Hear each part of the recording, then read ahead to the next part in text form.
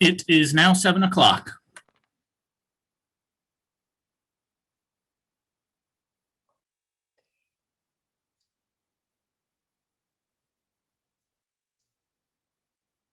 Okay, we have a quorum and I will begin this meeting. I'd like to call to order this meeting of the Urbana City Council for Monday, February 22nd, 2021. Will the clerk please call the roll?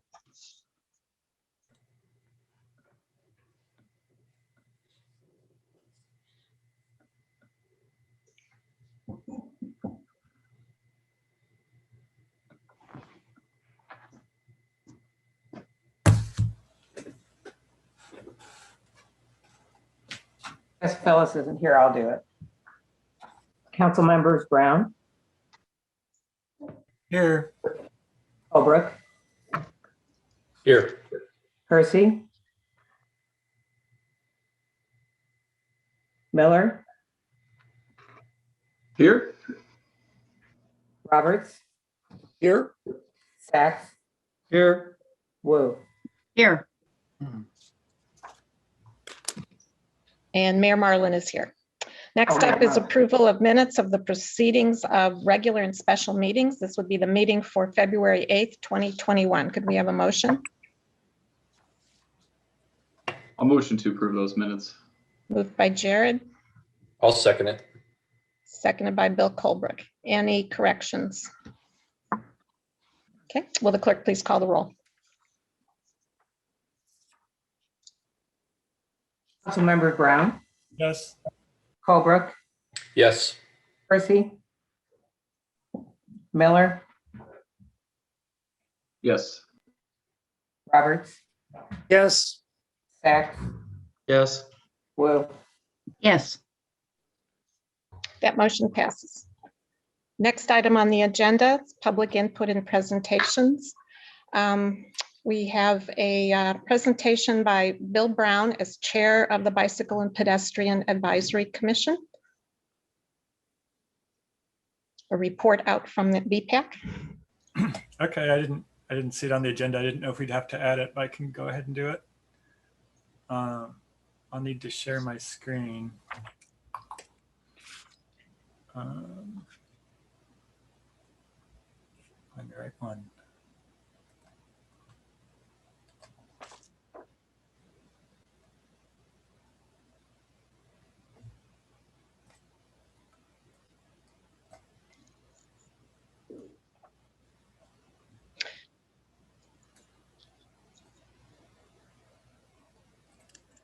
Okay. Actually, to make this official, let's go ahead and add that to the agenda. If I could get a motion from a council member to go to item E, which is additions to the agenda, and add presentation and then a proclamation to this evening's agenda. Presentation from BPAC, and then the proclamation on National Supermarket Employee Day.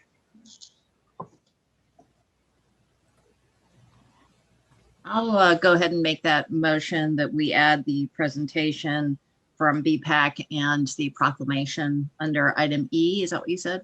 Yes, please. Is there a second? Yeah, I'll do it. Okay. Will the clerk please call the roll?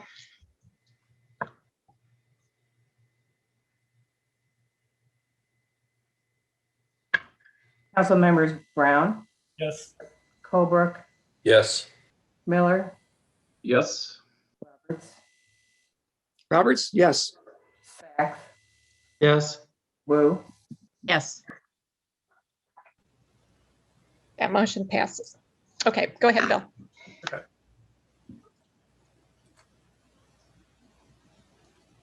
Can you see that now?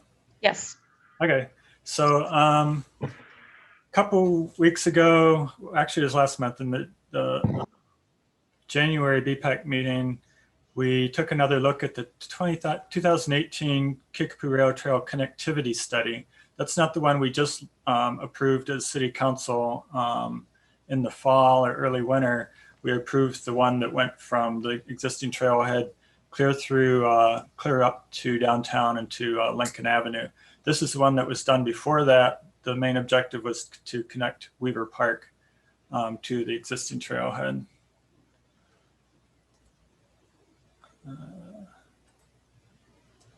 There, okay. So the study area was just from the trailhead. This is kind of a stylized drawing where it goes over to Walmart there, or that's Walmart, but the existing trailhead ends at where Main Street comes out to 150 there. So the study area is pretty much this part here, the grayed in or the beige color. And this was in conjunction with the Park District and Forest Preserve District, because Forest Preserve owns some of this property, and the Park District was the main focus. Wanting to use Weaver Park as a trailhead was one of their main goals. So the three goals of the study were to connect KRT to Weaver Park, develop a primary trailhead at Weaver Park, because the Park District has quite a few plans for expanding Weaver Park and putting in restrooms and everything there, and that's going to make a nice trailhead and improve East Urbana access. As part of their study, the study that ended up was about 125 pages, so I won't go through all that, but it was a pretty detailed process where I had a couple of public meetings, and this was public workshop number 1, where people indicated their desired connections. They also went through the existing conditions and the speed limits, crash rates, and all that sort of thing to come up with various alternatives. And then in the second public meeting, they presented those alternatives for people to vote on. This is just another example of one of the analysis they did of the pedestrian crashes that had been in that 5-year period between 2011 and 2015. At the time, there hadn't really been anything serious on Main Street. This was a non-injury crash here with pedestrian. There were a couple of injury crashes, but they were both either, there was one on Washington and one on Pfeffer during that 5-year period. And then one of the main thing that brought this up at BPAC was the recent crash at Dewey and Main Street. There was a pedestrian fatality there. So these were the 9 alternatives that RPC developed from the public input. And then from each of these alternatives, they list them there. They went through and did constraints and opportunities for each one. The one that we focused on after looking at the constraints and opportunities that were done, there were a couple, I don't have a slide for this, but there are bus stops all along Main Street here, mostly because these streets that connect to Main Street are the heavy bus route users, and there's no sidewalk on Main Street there. So if the bus wants to drop somebody off, they really have to drop them off at the end of the street so they can walk down. Otherwise, they're going to be walking along Main Street with no sidewalk. So there's about 4 bus stops in that short quarter-mile area there, which is pretty unusual for any street really in Urbana to have four designated stops that close together still. You remember a few years ago they went from as needed stops to designated stops. So all of these are designated stops through there. So that's one of the things that wasn't really considered very much in the original study, was how well the pedestrian access to transit was enhanced by the various alternatives. So even though this one that we recommend now is alternative 2, the one that connects to Weaver Park here and would be a side path all along Main Street on the south side up to the existing trailhead.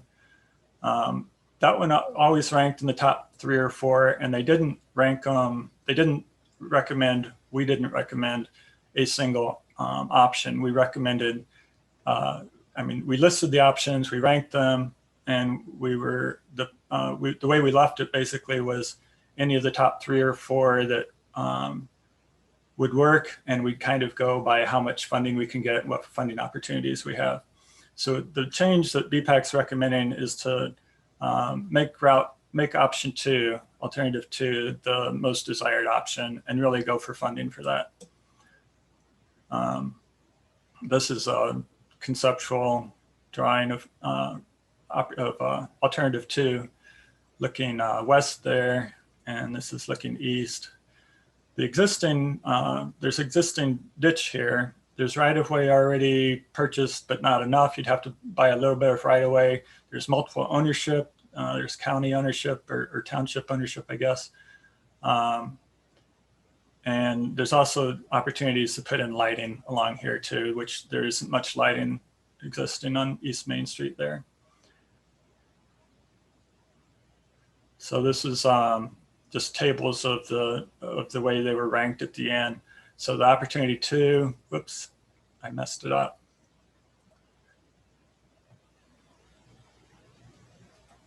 Okay, let me try again. Actually, that might have been the last slide. Yeah, that was the last slide.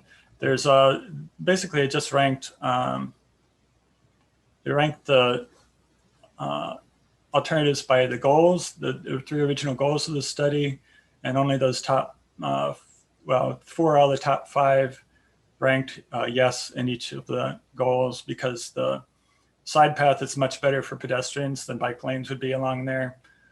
And then the constraints and opportunities, it basically just added up the number of constraints and opportunities, and the Main Street side path ranked in the top 4 with that too. Now this wouldn't preclude what we've already done with Baker's Lane.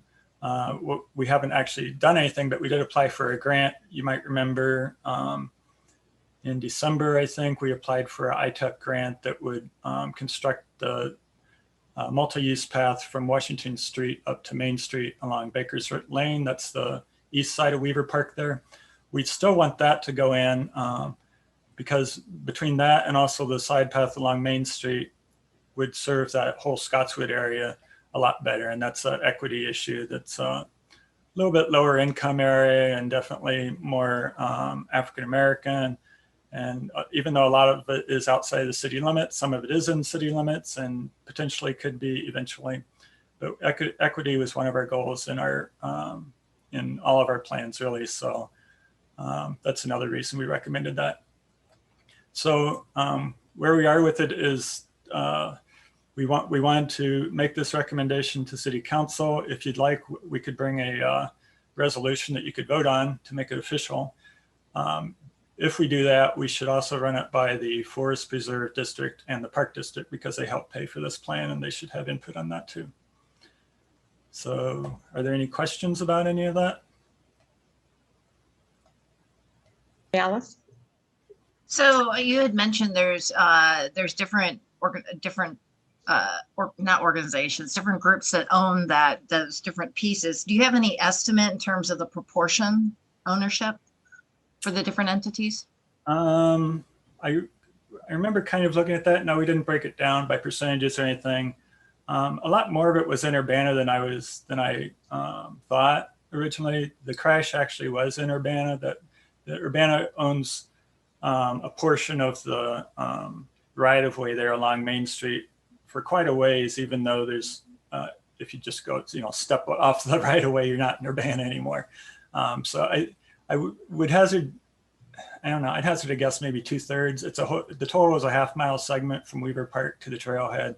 We probably already own about 2/3 of the road, so we'd have to work out a little bit of agreement for the rest of it, and definitely would need a little bit more right-of-way to the south side. There's not quite enough. Probably the main cost there is probably going to be the drainage issues, putting in a tile and putting the side path on top of that. But because it is right next to a road, it's considered more transportation than recreation, and that can open up additional funding opportunities through the state. The ITEP grants usually require 20% match. And then how long does it usually take for ITEP grants to be awarded? This year we applied in December, and they're talking about, I think, April announcements, March or April. And I think it got, I may be wrong, but I think it got messed up a little bit from the pandemic. Usually it's every year, and it seemed like we might have had to skip a year or something because I I don't know. It seemed like they got a little bit off schedule, but there's also more funding available now. More went into that portion. There was a state law that passed that added additional funding to that. So there's going to be more available over the next year or two. So if we were awarded grant funds, what do you think is how long, and maybe this is a question for city staff, how long does it take to actually get built? Are we talking 2 years? Are we talking 1 year? Are we talking 5 years? I'm just looking for rough numbers. Yeah, just from experience, I wouldn't count on it any time real soon. It just kind of depends on the priority city council wants to make it, I guess. But if we're going to wait for ITEP grants, it's an annual opportunity, and in the last 4 or 5 years, I think we've gotten about half the ones we applied for. Okay, all right, thank you. Carol? I was just going to weigh in a little bit on timing. It hasn't been our practice to condemn property. It's if we can negotiate or opportunistically buy property. So I think it would be the land acquisition that would really take the longest. Sharice? I just wanted to know, because Bill was talking about some of the property was in Urbana and some of it is not. Does that mean that that's county property? And since it's unincorporated Urbana basically. So would the county therefore be able to also chip in and give funds to extend it out into that area? I think those are township roads. So the county does own like highways that are outside of Urbana. But I think those would be township roads, but I'm not sure exactly what the arrangement is as far as, since I think the township does pick up ownership of part of Main Street, but there may be some cooperative agreement where Urbana plows it and takes care of it. And so I'm not sure how that would impact it. So yeah, I think that's more of a question for staff, but yeah, we could ask. But I think usually with the ITEP grants, you can apply as with more than one agency. Like we could go in with the Forest Preserve District and apply for funds if they wanted to. I think in the past, the Park District in Urbana has gone together on some and applied together. But yeah, I think it's possible. Okay. Dennis? So to secure the additional right of way that would be needed from different property owners, I assume that the city would negotiate with each individual property owner to achieve some kind of an agreement about the value of the property. Is that how it goes? I think that's how it works. I think in this case, I mean, Carol could weigh in, but it wouldn't be whole properties. It would be more like probably similar to what we did along Green Street, which did take a while, where you have to acquire, maybe 3 feet or 2 or 3 feet of somebody's front yard or side yard or something. And so then if a person's not willing to negotiate, you have to wait until some situation occurs before you can continue that with the process? I'll let Carol answer that. That's been our practice. I think it's possible that you can, I don't know how it works in Illinois, but it seems like the kind of thing that one could use eminent domain for. I don't know where you get the authority from, if that comes from the council or elsewhere, but that certainly hasn't been the practice here to use eminent domain. Yeah, I understand that. And for acquiring alongside of a road, a 3-foot margin, what is the typical, what square foot or square yard cost of property? Does it depend upon the value that the individual places upon it, or is there a go-to a price which the city offers and then negotiation begins? There's a methodology in appraisal where you appraise the property as it is, and then you appraise it minus whatever it is that you want to obtain. And so you can imagine that in some cases, it might just be a part of someone's front yard. In another case, and it could be grass. In another case, there might be a lot of landscaping. In another place, it might impact some drainage that they have. It could impact their driveway access. So it's very individualized as it relates to each property. And then it's a function of the value of the land in that immediate area, which I don't know what that is off the top of my head. Mhm. Right. Yeah, and is it possible to ask that for the benefit of the community that the right-of-way be donated? I mean, is there an option? Is there a way of people donating this property to the city? Or does the city kind of obligated to purchase it? I guess we're not obligated to purchase it, but I think most people, when they're, that's certainly an option, but I don't know that we've encountered a lot of people wanting to donate property to the city. You never know where there's a big-hearted person, but okay, I'll take that for face value. Thank you. We can always hope for that. I could say too that in a lot of studies, the recreational trails do add value to properties. I think in this case, having a multi-use path there where people could use to get to their bus stops could be seen as a positive. I don't know if there'd be a lot of reluctance, especially since there's already a ditch there. There'd have to be quite a bit of drainage work done anyway to make that still work. But I don't see how it could really negatively impact things too much, but it would be taking space. Bill, do you think that the project that you're hoping to achieve is sort of too complex to materialize? I mean, it's difficult, it sounds like, to acquire, maybe the right of way is going to be a difficult thing to acquire. Would that harm the project generally if it couldn't work out? Well, the other alternatives, all the alternatives are a little complex. To even the one along the railroad track, it would be a rail trail there because there's no active line up to Smith Road, but the city doesn't own it all. The Forest Preserve doesn't own it all. We'd still have to buy some of that from the railroad company. So that's a little complex too. And that would just be, it wouldn't be useful to the people in that neighborhood so much. It would be useful still, and it's still something we would want to do eventually for a recreational trail. It's useful for people coming from St. Joe to go downtown to just stay on that route, so they wouldn't have to get off and go along Main Street and then cross Main Street to get back on. So any alternative is going to be a little complex, but it's part of the deal. I think anytime you add something to an existing infrastructure, it's going to be a little complicated. Okay. Thank you, Bill. Okay. And this will come to council eventually with more detail.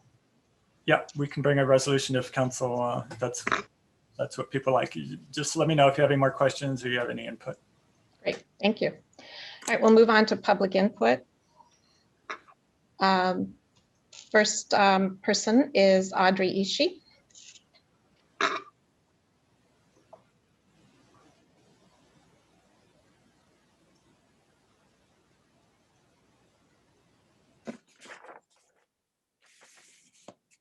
Can you hear me? Yes, we can hear you. Okay. Audrey Ishii. As you know, Chris Hansen and the Edgar County Watchdogs have an expensive lawsuit against our city. Last meeting, Edgar County explained how good they are at lawsuits and getting people fired. They had been given a conversation from our closed neighborhood listserv, so I got curious and took a look at Chris Hansen's website. First thing I see is a link to a video clip ridiculing Councilmember Sharice Hersey by suggesting that she let out a storm of profanities. Then I found that Hansen publicly posted the mortgage and deed of a city employee just to prove that he could do it. Finally, I saw that he doesn't even respect his own privacy. He listed the FOIA number of his request for all of his own police complaints. So I requested his same FOIA from the city. Please write these numbers down because you can request it too, and you really need to. 2019 F387 and 2020 F386. It turns out that Hansen filed 81 police complaints last year. The other 42,000 of us Urbanans filed 13 in a very difficult year. Many of his were multiple complaints requiring long reports to respond. Obviously, a lot of work and expense that we taxpayers are paying for. So I read a few. May 2019. He called 911 because 2 black boys walked from the alley to the street through his yard. He told 911 that it was an attempted bike theft and he was chasing them. He continued to chase, but eventually the police found him, found the boys, and refused to arrest them. They looked at Hansen's recording. The boys did not even slow as they passed his bikes.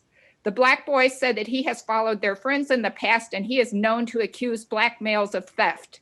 He then claimed criminal trespass justified his chase. Officers asked him how he would feel if the roles were reversed and he were the one being pursued. He replied that he was doing his civic duty. This single police complaint has been the subject of thousands of dollars of FOIAs and appeals by Hansen, paid by the city taxpayers. So I opened another one. Again, he called 911, this time in October 2019 about an attempted bike theft by a black male. The police came. They asked him if a bike was locked. He said it was. The police tilted it a bit and said it is not. Hansen filed an official complaint that the police tampered with his bike. Another item was that the officers he had previously complained about came to his call, and this made him uncomfortable. He has made 81 complaints in 1 year, and the police are supposed to make sure that no one named ever answers his calls. Can we let that sink in for a moment? But it gets worse. Hansen had 28 FOIAs between January and July in 2020. The FOIAs cost even more than the police complaints because of legal work. This is real money, not just a rearrangement of tasks. Hires are being made to cope. Did you know that you can request a log of the FOIAs by Hansen, his associates, and his pseudonyms? Please order the FOIAs he's already filed. Save the city some work. Naturally, they won't be on his website, so get them from the city. It's all free, and that's why he's weaponized it, because it cost him nothing until he became subject to the remedy of recovering a small part of the actual expense from abusive requesters. He says he's a watchdog for the community, but please do order the logs of his FOIAs and appeals and judge for yourself. Please imagine what Urbana could do with the tens to hundreds of thousands that we, the taxpayers, have spent to address the incredible sense of entitlement and privilege of this one man. I demand that Urbana shut this man down. You say you want to fix structural racism? Then let's stop indulging the person who is making 911 calls to complain about the very existence of Black boys. He has weaponized police complaints and FOIAs long before Alea, and he's used her as a human shield for his white rage. We could be uplifting the Aleas in this city. Thank you. Thank you. Next up is Christopher Hansen. Hello, can you hear me okay? Yes. Okay, well, I had some other things, but I guess I'll try to respond to a few of those things. I did not call 911 for those situations. I understand the police department is making some efforts to smear me because it's in their interest. If anyone is concerned about what I'm doing to try to affect change with the city, you're very welcome to contact me and we can talk about it and I can explain to you why I'm doing some of the things I'm doing. I've never used any pseudonyms or fake names to request FOIA documents. That's just not true. I don't know why someone's saying that about me. I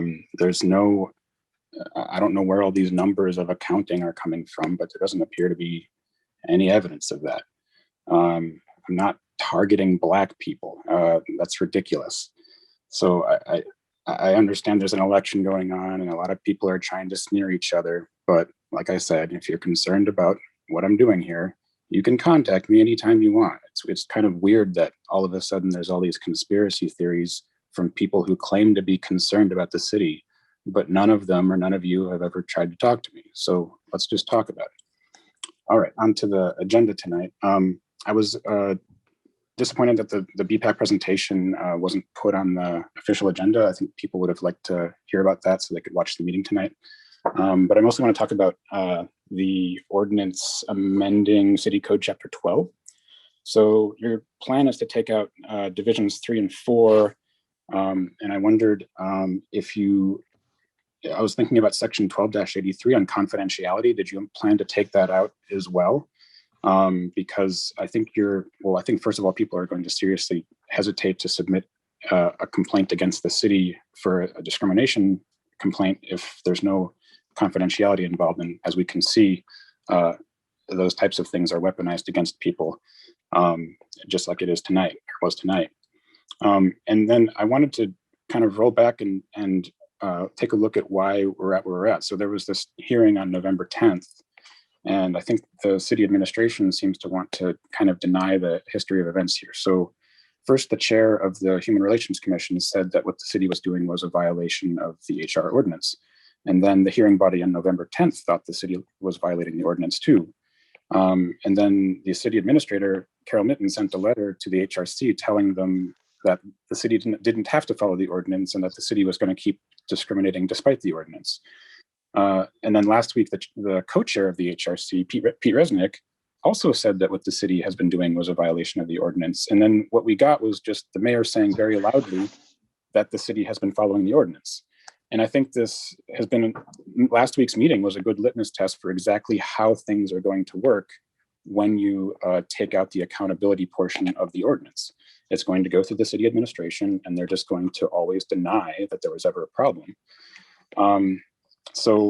And then what was interesting is at last week's discussion is Sharice Hersey and Bill Colebrook seemed to want to start to dismantle the ordinance, at least the criminal background check portion of it.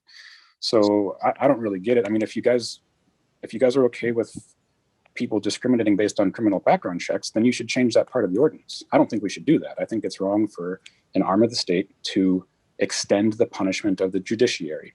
And that's what you do when you discriminate against someone for their criminal history. So I think you're taking out the accountability part of the ordinance. And I think it's pretty clear that this is going to basically mean that the human rights ordinance, the city just won't follow it. They won't have to because there's no accountability into it. So I encourage you not to do that. And I think if you keep going down this path, it's just going to cause more and more problems and more disenfranchisement by the residents of Urbana. Thank you.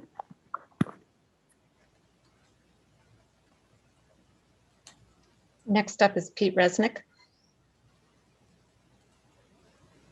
Hi, can you hear me? Yes. Hi, this is Pete Resnick. I'm speaking to you during public input tonight because I want to make clear that even though I am vice chair of the commission, the things that I'm about to say have not been approved in any way by the commission. I'm giving you my opinion of what I think the commission might say, but I'm speaking for myself. So, by the way, contrary to Mr. Hansen's claim, I made no claim last week that the city has violated the ordinance. That said, I took a look at Carol Mitten's proposed ordinance change that you guys have up for Chapter 12 tonight. And in general, I think it's a really good approach to dealing with this. And I thank Bill Brown for noticing the possible conflict and the elegance of saying that if you're going to go in this direction, just excluding Division 3 and 4 is sufficient. And now it was reduced, so it's 3 and sections 101, 102, and 103, I believe, of Division 4. So two things. First, with regard to Division 4, each of the sections that you are excluding yourself from are only about things that the commission finds you in violation of.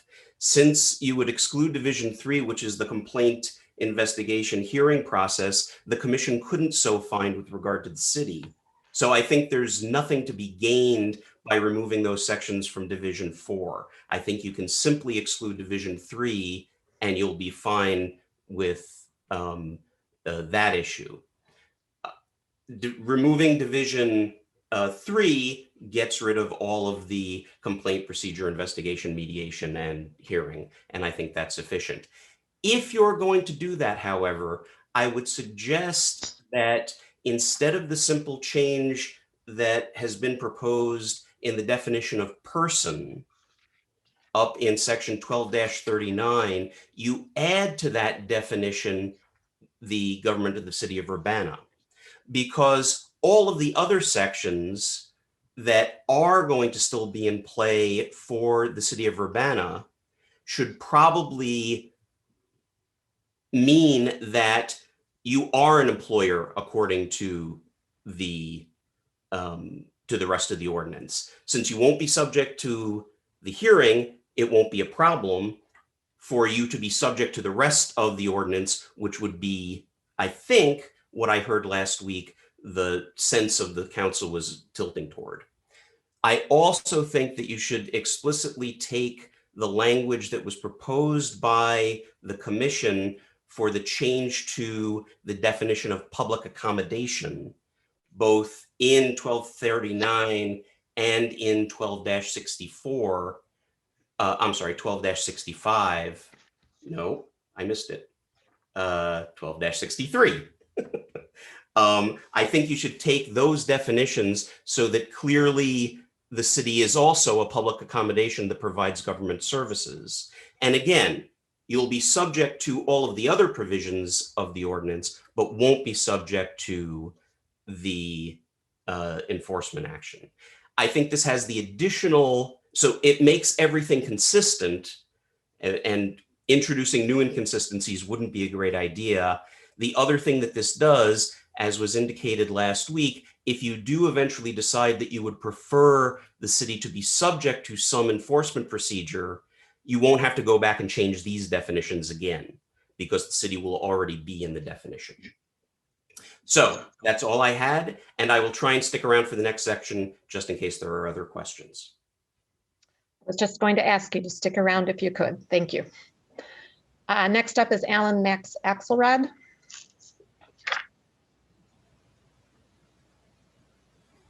Hear me? Yes. Can you put up the clock, please? Alan, can you turn up your volume, please? Turn up my volume? Yeah, you're very faint. I'm not sure what's going on, but I'm closer to the microphone. Can you hear me better now? That's better. Thank you. All right, thank you.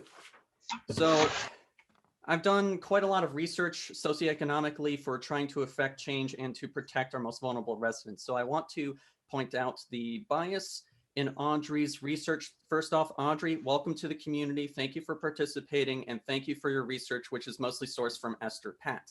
Now, let's go to a November 2020 listening session where Christopher Hansen had proclaimed that he had lost trust in the police and would no longer be using them as a resource for addressing ills in the community.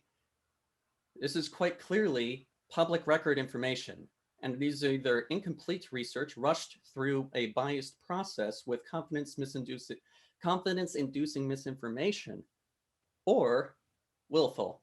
I'm going to take the benign interpretation of that. That said, I want to focus on the resolution to, oh wait, nope, I've got another one there. Andre mentioned Aaliyah Lewis.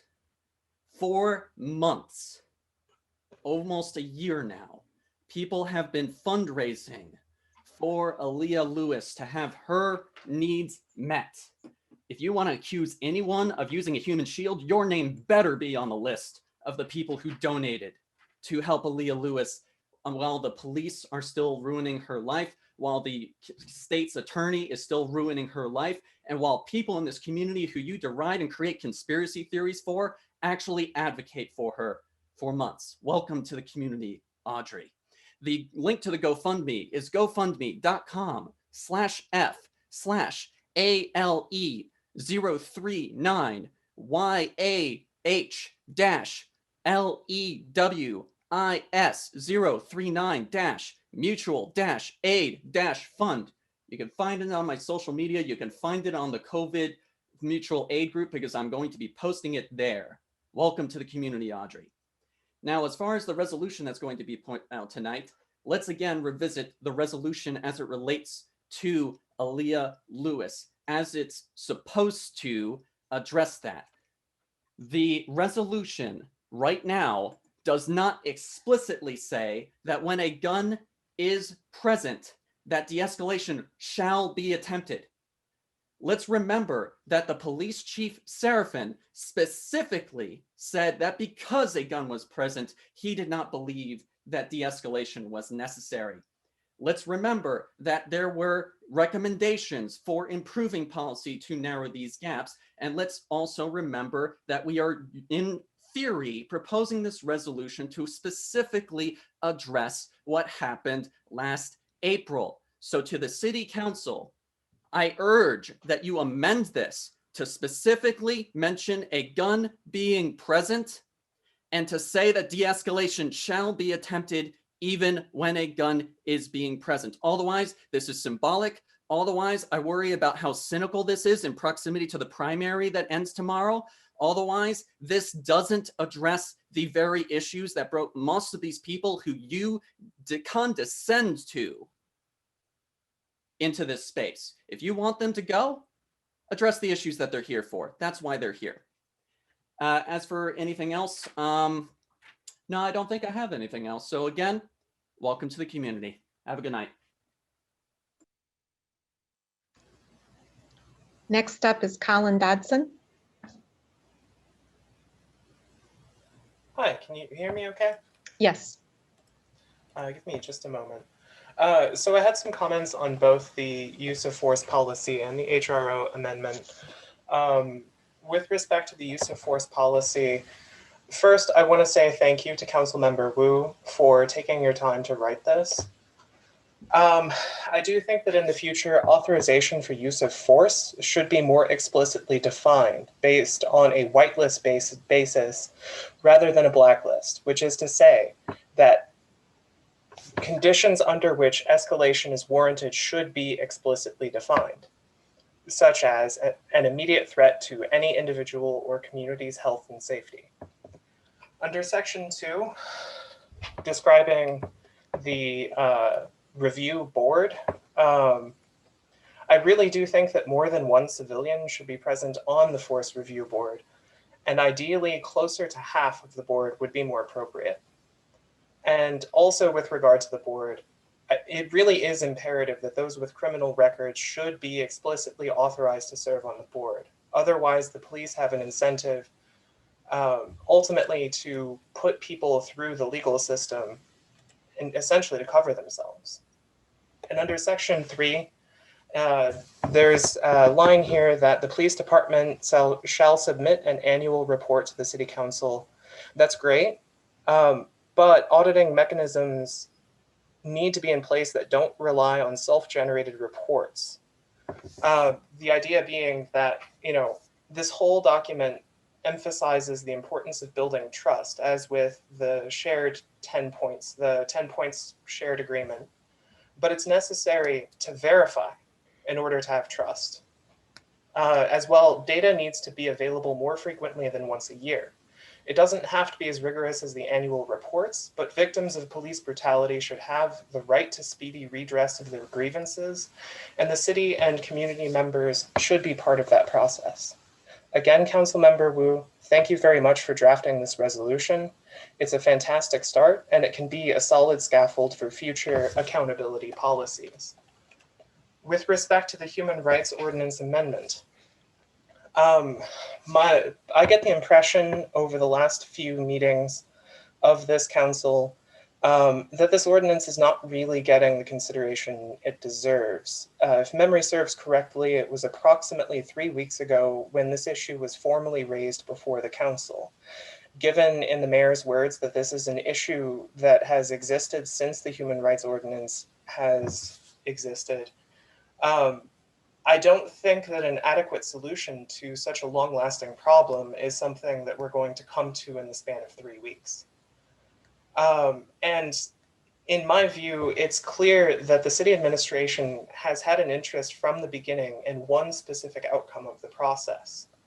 And ultimately, ordinances should be driven by our elected leaders, not unelected city staff.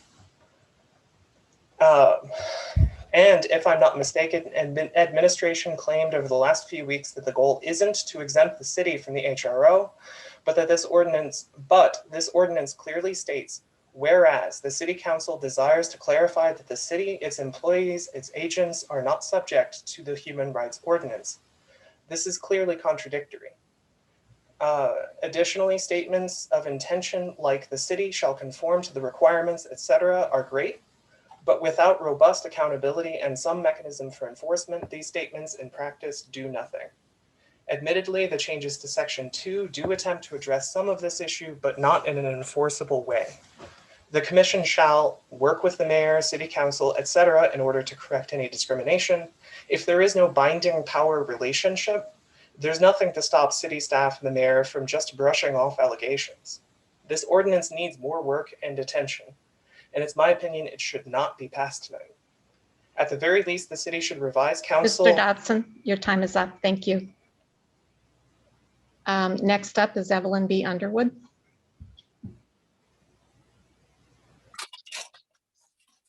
Can you hear me? Yes, we can hear you, Dr. Underwood. Yeah, thank you. I just wanted to say quickly, I don't know if I want to address that. I just hate to see people, people have a right to do whatever they want to do. But I just hope we have more love for one another and kindness, although this is an election. The heart of the king is in the hands of God and everybody else's. So I don't think I hope that we try not to play God or try to downgrade people because of the election. Anyway, that's not why I'm just so disappointed. However, as I say, this is America and we have a right to say whatever we please as long as we're not well, there are some restrictions to freedom of speech. But I hope we can, just let me say about the use of force. Let me get to that. I really appreciate the work that has been done by the NAACP, the ACLU, and the Ministerial Alliance. And I just hope we consider, not we, you, the city council and the mayor, consider the material that has been researched and brought forth. Thank you very much.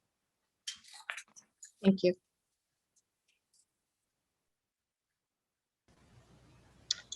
Next up is Eddie Pratt Jr.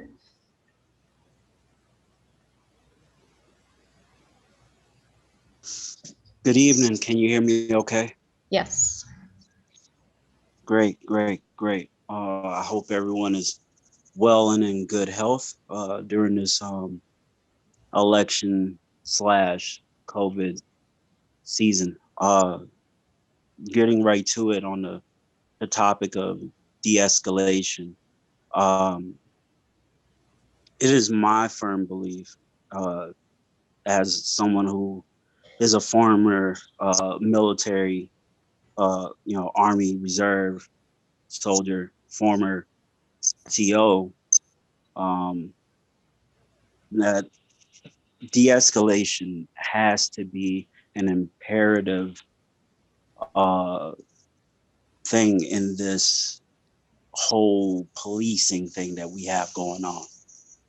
And it's not something that's really up to debate at this point now. We have a popular reference, a big reference. If we want to see if de-escalation actually matters in the community, we need not look any further than Newark, New Jersey, which after its round of reform and de-escalation training, did not fire a single shot, did not have a single fatality for 365 days, which makes a huge difference. That could have been anybody. I mean, that could have been a George Floyd. That could have been a Trayvon Martin. That could have been a lot of different people. And so I implore the police and those who are here in this council to take a good look at what it is that you claim to want for the community. If it's equity and justice, then de-escalation is the only route to go as far as police tactics are concerned, at least as a start. I mean, you still have to tackle, implicit bias and everything like that. The other part of it would be accountability, as other people have already alluded to. The language within the use of force policy before its revised version, and even still now, includes a lot of language that is not, it holds no accountability to the officer at all. As a matter of fact, it gives almost complete autonomy to the officer to take whatever action that they feel like taking, and thus, because they took it, it be justified. Even though in recent memory, we've seen this play out, and we've seen the loss and the devastation and the injustice and all of the other things that it spurred on. So I would hope that we have learned from that history and we can move forward. Tonight, you have an opportunity to do that, to provide Urbana as a flagship, per se, for other cities in the state and in the region, to show them how to do this the right way. So I hope that everyone is committed to exactly that purpose. Otherwise, real quickly, seeing that I only have a few seconds left, there was one thing that I wanted to say really quickly, and that is that I really love the SWIFT program and what it stands for. And I believe that if these governments say that they really view equality, they'll put their money where their mouth is and match that $1 million. We got $1 billion in weed revenue. We can split that up and make it happen. Much love. Thank you. Thank you. Next up is Aaron Abbott.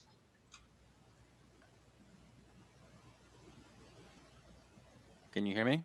Yes. My name is Aaron Abbott, and I wish to make 2 points tonight. First, I would like to recognize the council members and city staff, including the mayor, for their hard work. I know that your jobs are not glamorous. I know that they are not lucrative. Every Monday night, the council meets and takes input. And in the past year, the tone of this input has turned nasty. It has been mean and vitriolic, and the council members have handled this vitriol with professionalism and grace. Think about that. Every week they're blasted with lies and slander, and they have to sit there with Zoom on mute and listen to this. This brings me to my second point. It is said that we should speak truth to power. I wish tonight to speak truth to trolls, the trolls who inhabit the public comment portion of these Monday night meetings. These trolls come in 2 categories. There are ignorant trolls and there are malevolent trolls. The ignorant trolls come demanding change and demanding action, yet they don't have the foggiest idea of how any of this works. They don't know what the city council is responsible for. They don't know how the budget works, and it's embarrassing. These people do not speak for Urbana or the people of Urbana, because people in Urbana are smart and informed, and these people are ignorant. So stop wasting our time. Why don't you get on the Google and educate yourself before you join the Zoom meeting? The second type of troll is the malevolent troll. These are the trolls who waste city resources with endless FOIA requests. These are the trolls who berate city staff with bullying emails. Their trolling is born of an odd mix of narcissism blended with a messiah complex. Malevolent trolls are a cancer on Urbana and on these council meetings. We all know who they are. One of them is running for council and already spoke tonight. Thankfully, someone called him out. They operate by fear and intimidation. My message tonight is speak truth to trolls. Call them out like the first commenter of tonight did. Do not let them control the public discourse. Do not let them bully you on Facebook. Do not let them win with a barrage of bloviating websites. And for the love of God, do not vote for them. Call them out, confront them, expose their lies and their hypocrisy, and they will back down because in truth, they are cowards.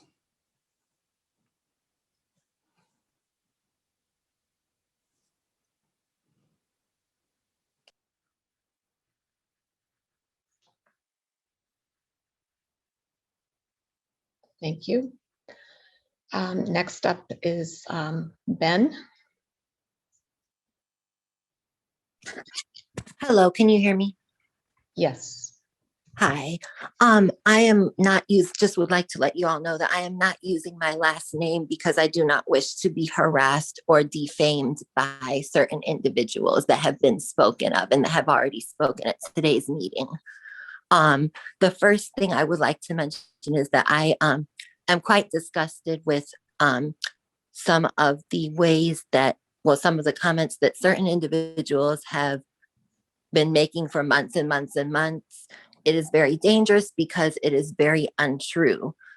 Most of what is being said is a waste of the city's time, is a waste of the city council meeting time. There's actual business to be done in the city and it needs to get done. Also, I would note that by allowing these individuals who repeatedly come to the meeting, spread misinformation, lies, conspiracy theories, it makes it intimidating for others who have different ideas to come because they could be harassed, defamed by these individuals. It is really a shame that this is going on. It needs to stop. And I do believe that if any of these individuals get anywhere near to the council, it will cause so many problems. I cannot imagine any type of business owner, any sort of new developer, anyone like that wanting to come here if they have to deal with those people on the council harassing, bullying, intimidating them. I would suggest that this council takes action to change the rules of the meeting to prevent these people from coming every single meeting and speaking, because it's a waste of time and it's just damaging to the whole city to the city as a whole. And already on this evening, we heard from the first commenter has a different view than some of these people and went on to be harassed by 2 additional. That's not acceptable. It needs to stop. And I'm afraid that if the council doesn't take the action now to stop it, it is just going to get worse, and it really must change. Thank you.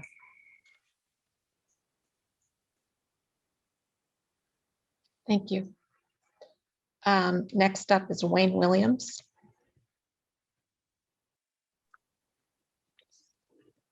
Hi, everybody. I am here to talk about ordinance 2021-2-4.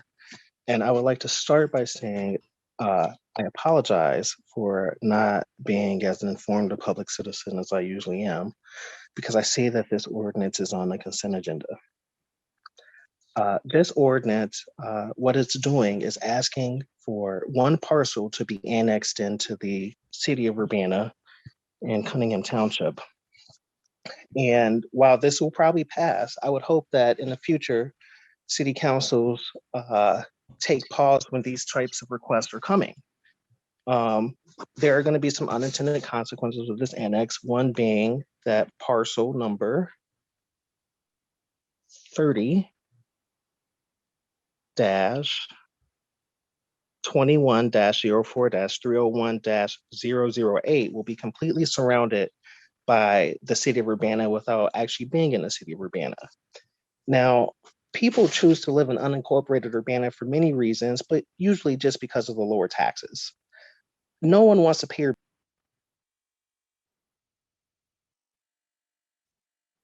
Can you hear me? No, we lost about 10 seconds of you. Okay. No one wants to pay Urbana taxes until they need Urbana services. I imagine that this particular property owner is asking to be annexed in because of a recent explosion of a house in unincorporated Urbana just down the street from them that resulted in a fire. Now, I actually live not far from this property. And I remember being astonished to see that not only was it the Eastern Prairie Fire Department that responded to the fire, but they were quickly overwhelmed and needed help. And the Savoy Fire Department came and helped put out the fire. The people living on Willow Road in unincorporated Urbana probably didn't realize that they may have to wait for a fire truck all the way from Savoy to come help them when they are in need.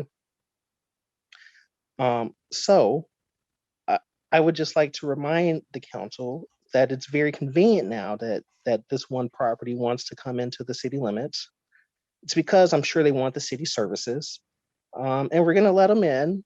It looks like basically for free, even though they have never paid city taxes.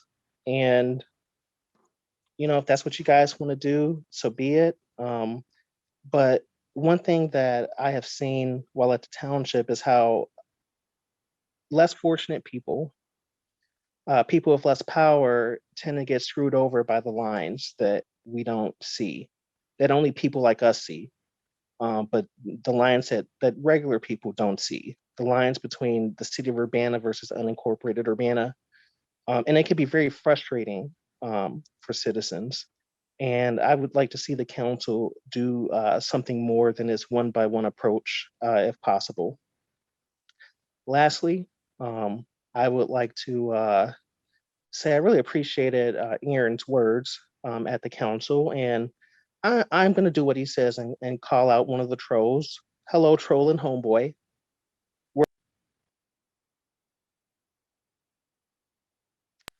Wayne, you Hello, cut out again. trolling homeboy, wherever you are. Take care and God bless. Thank you.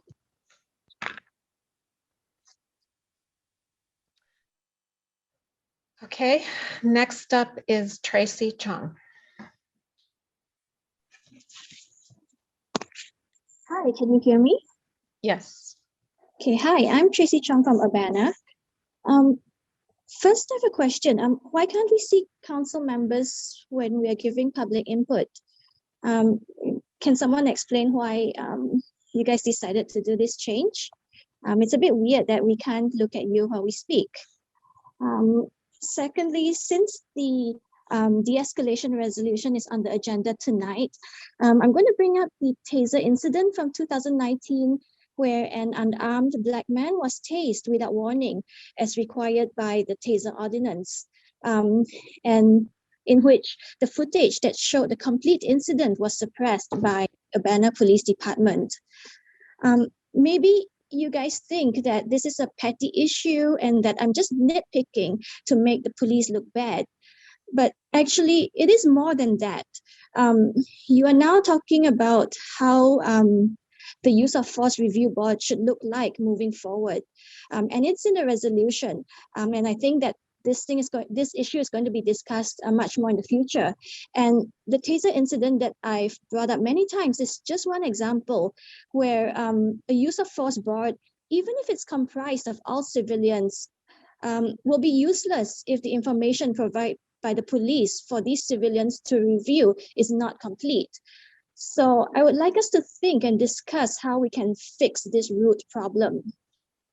The third thing is that finally, after 10 months since Aaliyah Lewis was attacked by the Urbana police officers, I was quite surprised to hear that Mayor Marlin publicly state that the incident was shocking to see and she wished that it didn't happen. I don't know, I guess I'm just wondering if this is a recent revelation or if it was how you felt all along, but just kept quiet and not acknowledge it all these months, because it is damaging that in silence you're basically giving your approval to the misconduct of Urbana police officers. So lastly, I'm glad that the election is tomorrow and we can finally go back to focusing on the issues. All of us who have been speaking week after week, trying to work on these issues, trying to improve the city, and advocating for months without just people randomly popping out who have their own political agenda, trying to work up the public by suggesting conspiracy theories, spreading lies, and using smear tactics. I just want us to go back to focusing on the real issues. Thank you.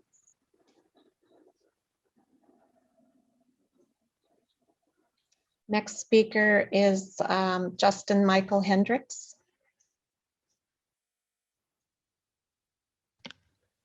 Can you hear me? Yes. Hello, everyone. My name is Justin Michael Hendricks. I am the creator of Hitting Homeboy, CU residents, Parkland College student. And make sure you all donate to the food pantries across Champaign and Urbana from Hitting Homeboy and the community closets as well. As we don't troll, we do the work and we turn up. So make sure you turn up with us, as we don't have time to troll when we're doing the work in the streets. Make sure you also tune in this week, Tuesday, as we have the final series of My Black Mental Health Matters, as tomorrow we discuss mental health for adults over 40 and Black women.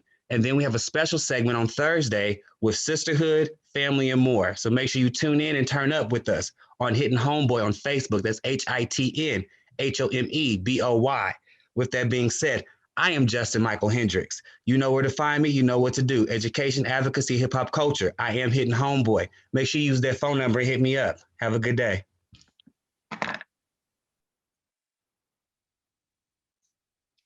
Okay, we have a phone number ending in 435.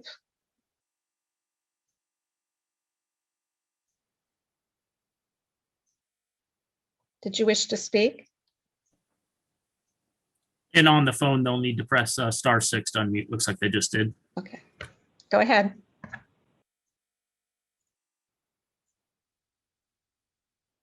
Go ahead, please.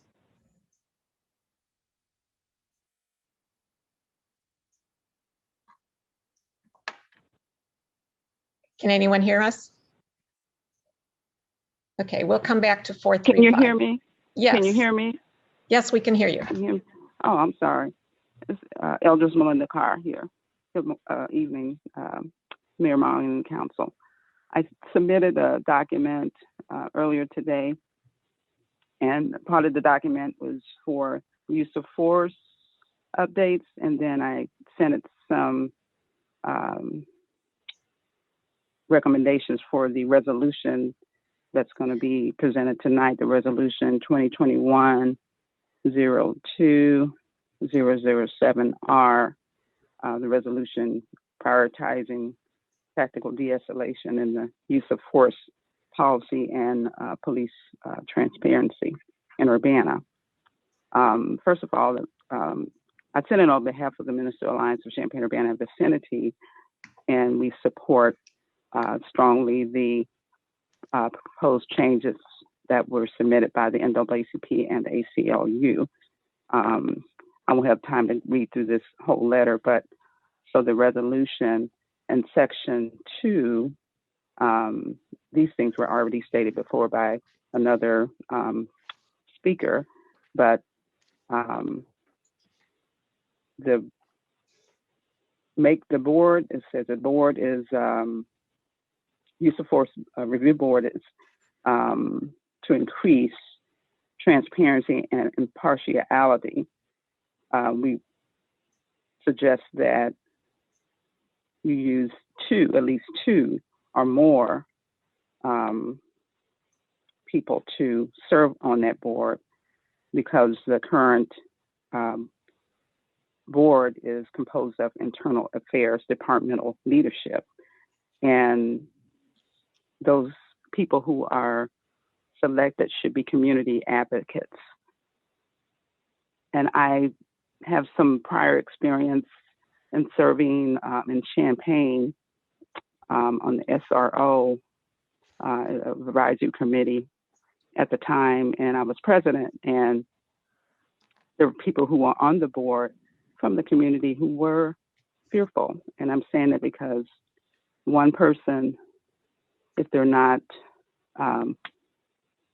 courageous and being in the presence of law enforcement leadership, because at the time they had, they wore their guns, and being honest, I was intimidated a little bit but we have a job to do. And one thing was, if the Reverend Dr. Martin Luther King were to come from the dead, he would be able to serve as one person on a board such as that because of his courageous character. But an average person would not be able to do that unless they had that, because it is something that we have to be honest about as a people and as a community, and the people that may have a fear. And so I wanted to explain why I said 2 or more on that board. And the section 3 was related to the reporting. I spoke about the limited oversight authority of the mayor and the city council. And because of past delays of reporting data of citizen interaction, there should be more frequent review of reports for the use of force data. And we propose changing to quarterly or at least biannually. And I understand that the state, the governor has signed the law today, so it'll be even more frequently. So I know there'll be changes coming up for that, and it'll be available publicly as well. So Eldris Carr, your time is up. Yes. So thank you very much. And your comments that you sent in today will be entered into the meeting record. Thank you. Sarah Nixon.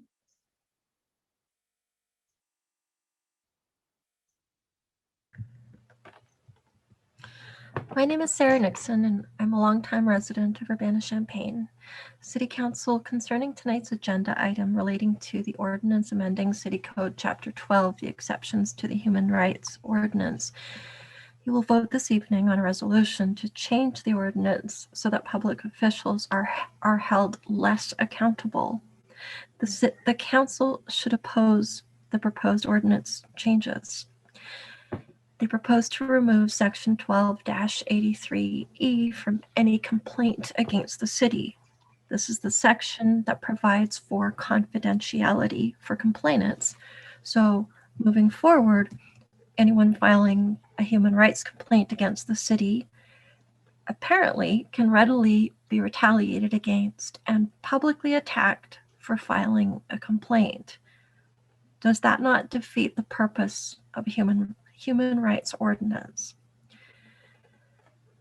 The amendment apparently provides that the city will now work through complaints investigation and hearing process with everyone but the complainant. So removing Section 3 gets rid of all the complaints investigation and hearings procedure. And effectively, when you remove the civilian complainant from the complaint process, the city will be free to always just rule in favor of itself. I'd like to make a comment as well related to the resolution prioritizing tactical de-escalation in the use of force policy and police transparency in Urbana. The de-escalation resolution, as it appears, looks quite inadequate. It's a weak and vague, thin few pages. And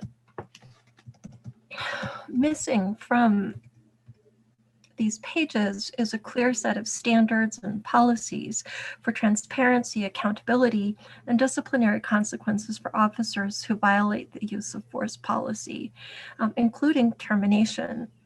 So the city must review and revise the contract itself that unreasonably restricts police discipline and termination, and that shields or erases police complaints and disciplinary records. Otherwise, you're protecting bad apples at the expense of the good cops who are doing their jobs and doing them well. And these are the cops who do not re-victimize innocent people. And finally, I'd like to comment on last week, you voted on a resolution committing to end structural racism and achieve racial equity. And I'm sure that you all had high hopes of going down in the local history books as having passed a momentous historical piece of legislation. But in reality, this administration will leave a very different legacy. You sign this document with one hand while the other is shielding racist police brutality. You voted aye out of one side of your mouths while the other side persistently says nothing in the face of the assaults, traumatization, and terrorization of Aaliyah Lewis by the Urbana Police Department. I want to celebrate with you the resolution committing to end structural racism and achieving racial equity, but I just can't. Here's how I read your resolution. Whereas the city of Urbana endeavors to lead the pursuit of racial equality and justice, end quote, but not for Aaliyah Lewis, quote, and whereas equality does not come at the expense of another, but ensures that everyone gets what they need to be a full participant in their community, end quote, but not for Aaliyah Lewis. And whereas white supremacy defies what it means to be American by denying the ideals and so on, yada, yada, yada, but does not apply to Aaliyah Lewis. And whereas in order Thank you. Your time is up. Does anyone else wish to address the Urbana City Council?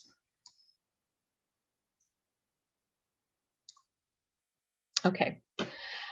We have one last presentation, and that is a proclamation. Today is National Supermarket Employee Day. This was brought to our attention by a local supermarket, and we decided that it was worth celebrating in the city of Urbana because of the extraordinary work that people in the retail food sector have done especially since the beginning of the pandemic. So today we visited a couple of markets, one large, one small, and we delivered copies of the proclamation declaring today Supermarket Employee Day in the city of Urbana to all food markets within the Urbana city limits. And I wanted to share a video. We also delivered these in English, French, and Spanish, depending upon which market we went to. So people could share in this as well. So we have a short video and you can see how it went today.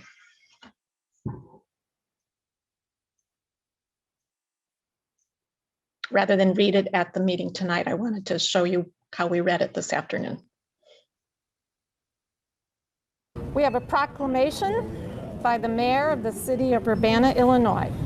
Whereas there are nearly 6 million supermarket employees in the United States, and whereas in the Urbana area, there are 2,041 food retail jobs that generate approximately $351.4 million in economic activity. And whereas supermarket employees provide all Americans with access to safe, healthy, and affordable food. Proclamación de la alcaldesa de la ciudad de Urbana, Illinois, considerando que hay casi 6 millones de empleados de supermercados en los Estados Unidos y considerando que en el área de Urbana hay 2.041 puestos de trabajo en el comercio de alimentos que generan aproximadamente 351.4 millones en actividades económicas. Considerando que los empleados de los supermercados brindan a todos los estadounidenses acceso seguro, saludable y comida a precios accesibles o baratos. And whereas supermarket employees work to enhance the health and well-being of each customer.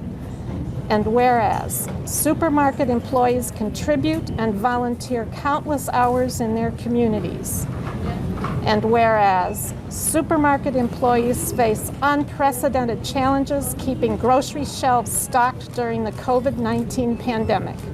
Y considerando que los empleados de los supermercados trabajan para mejorar la salud y el bienestar de cada cliente. Y considerando que los empleados de los supermercados contribuyen y aportan innumerables horas voluntarias en sus comunidades.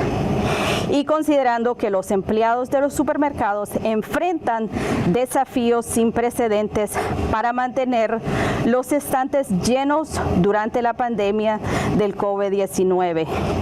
And whereas supermarket employees have and continue to meet and exceed these challenges while displaying courage, compassion, dedication, leadership, and patience, as well as exemplifying customer service and community outreach.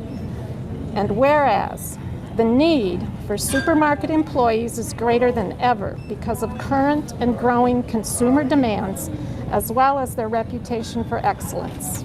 Y considerando que los empleados de los supermercados han continuado cumpliendo y superando estos desafíos al mismo tiempo que demuestran coraje, compasión, dedicación y liderazgo, además de amplificar el servicio a los clientes y alcance comunitario, y considerando que la necesidad de empleados de supermercados es mayor que nunca debido a las demandas de los consumidores, y así como a su reputación de excelencia. Now, therefore, I, Diane Wolf Marlin, Mayor of the City of Urbana, Illinois, do hereby proclaim February 22nd, 2021 as Supermarket Employee Day in the City of Urbana, Illinois. Congratulations. Thank you very much.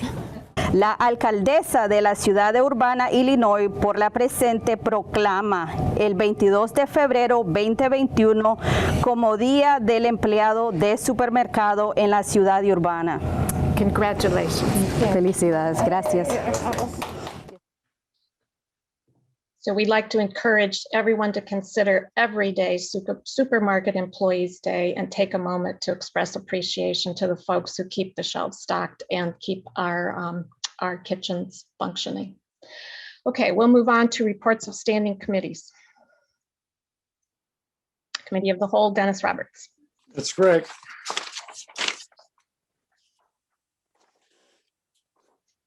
So the Committee of the Whole met on Wednesday, February 17th, which is unusual, but Excuse me, Dennis, I just realized I skipped council input and communications on our part of the agenda. I apologize. So you did. We can wait. Anyone on the council wish to make a comment? Sharice? Yes, I would like to say something. First of all, in response to Christopher Hansen saying that I thought it was a good idea to have background checks. That was kind of taken out of context. And because I was actually discussing certain positions where it is to the benefit of any employer to be able to do a background check. Having been a teacher, I had to have not just my fingerprints done, and but they did a background check on me before I was put in the classroom.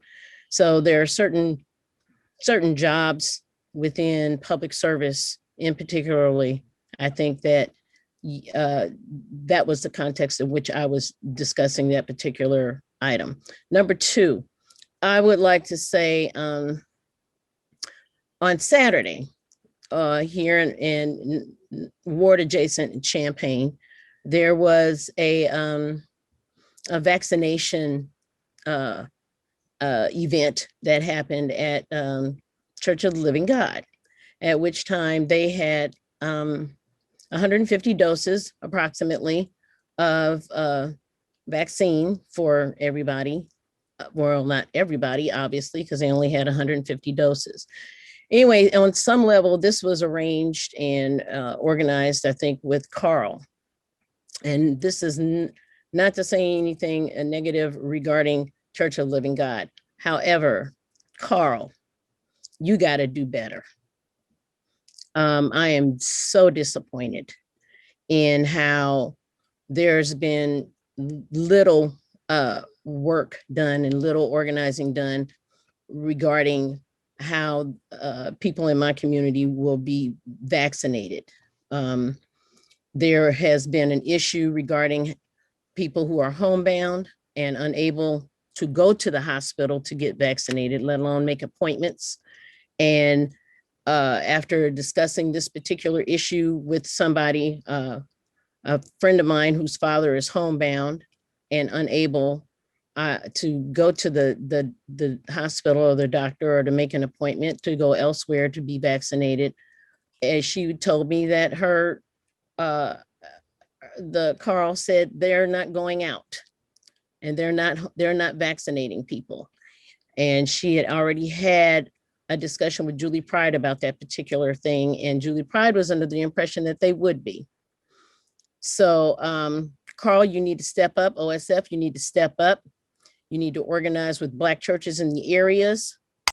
And if nothing else, to try to help them to vaccinate their congregation at the very least. That is a good starting place. Thank you, Sharice. That's what I have to say. Any other council comments?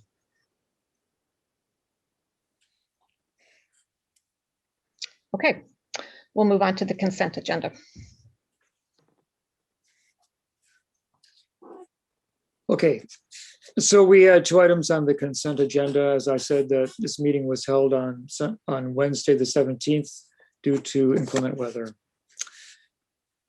And the consent agenda is for items that are considered to be rather mundane and agreed upon by the entire city council, and so for quick adoption. We have 2 items, resolution number 2021-02-006R, a resolution approving a City of Urbana Community Development Block Grant Program Agreement with First Followers Welcome Home Program. And the second one is ordinance number 2021-02-004, an ordinance annexing certain territory to the City of Urbana, 2005 North Willow Road. And for the committee, we approved these and I forward them with approval recommendation. You're moving? I did. Okay. I made that motion. Okay. Moved by Dennis, seconded by Mary Alice. And Mary Alice has a question. You're on mute, Mary Alice. Sorry, I had a question, if that's okay. I did want to ask a question about the annexation one. I don't know if that means that we have to move it off the consent agenda. Yes. Yeah, probably it does. Okay. Well, then I guess I would move to move the ordinance annexing certain territory to the City of Urbana off the consent agenda. I'll second that. Do we need to vote on that, Phyllis, or can we just move it off? No, you need to take a vote on that. Okay.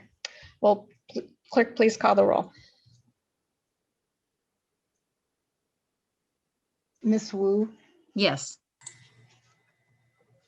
Mr. Sachs, Yes. Ms. Hersey, Yes. Mr. Brown, Yes.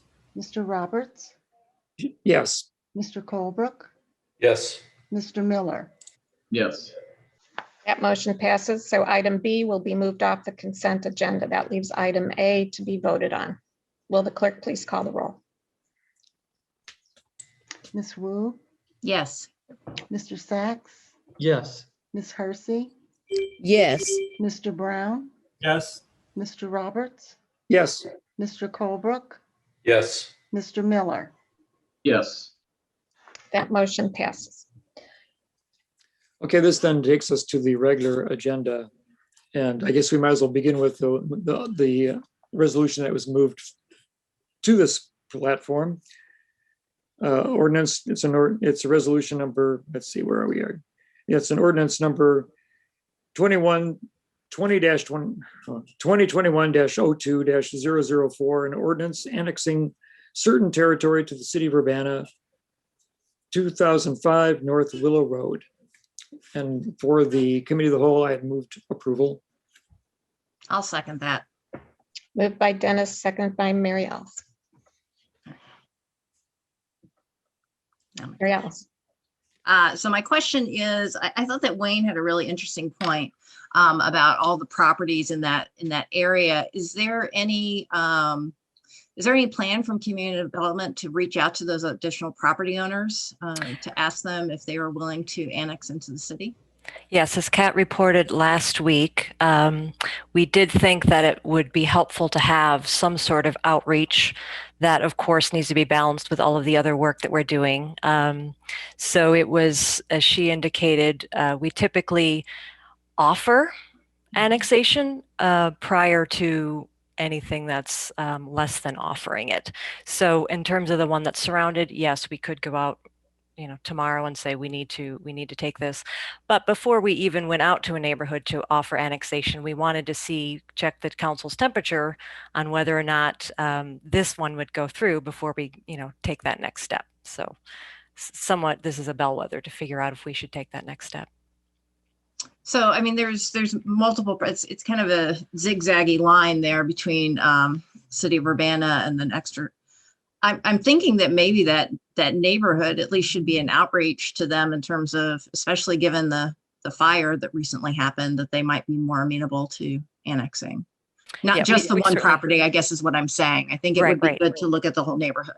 And that, yes, that is something that we have been talking about. But again, we wanted to kind of see where council was on things before we brought, you know, an extra 14 properties to annex. We wanted to see how you felt about this one. Okay. All right. Thank you.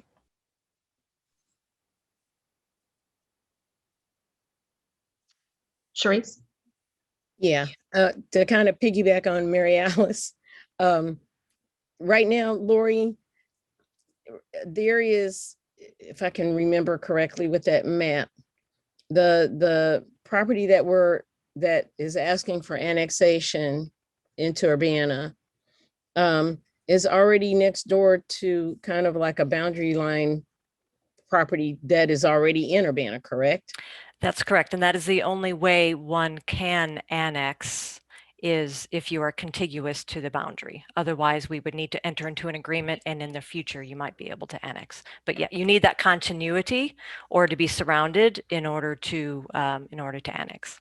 So are there other properties? I'm trying to remember, there were some properties that were next door to that particular property, like two more houses, I think, that went down that block. I can't remember. And if that doesn't work, I'm gonna I can try sharing my screen here. Is Dennis's low tech way okay for you all? No. Okay. Thank you, I appreciate Dennis, it though. for trying.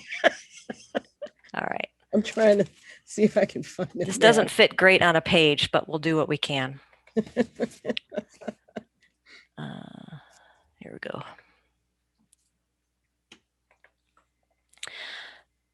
So are you seeing that map?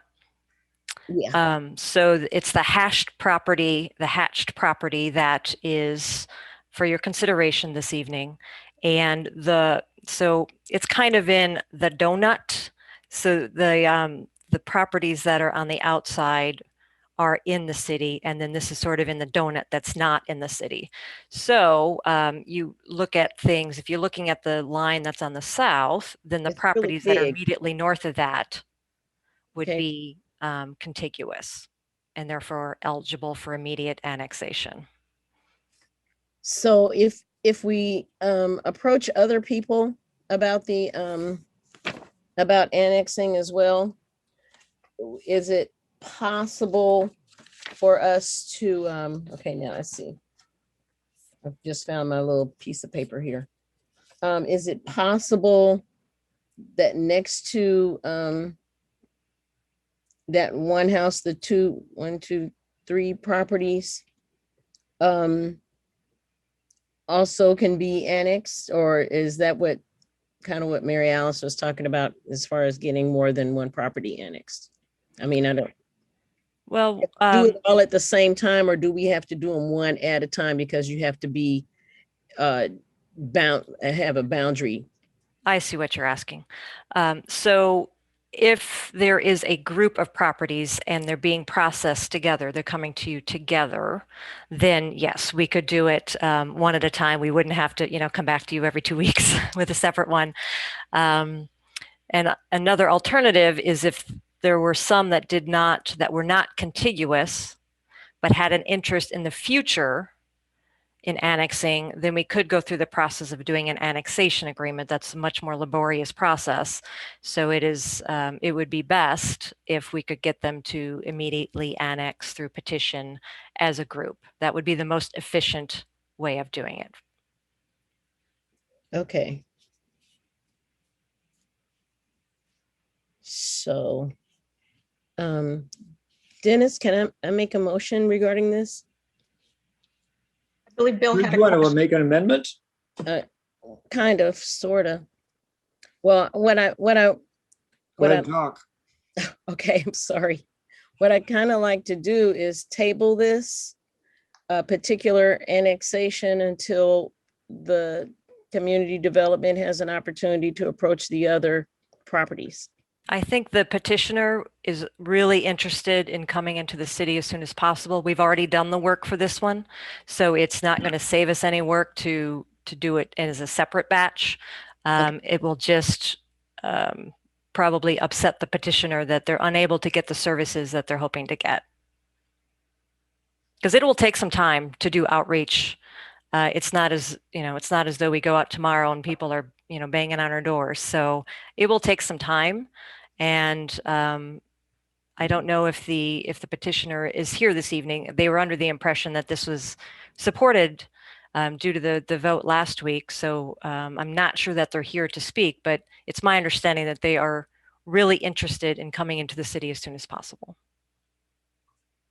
Okay, in that case, I withdraw my recommendation or motion or whatever. Bill Brown?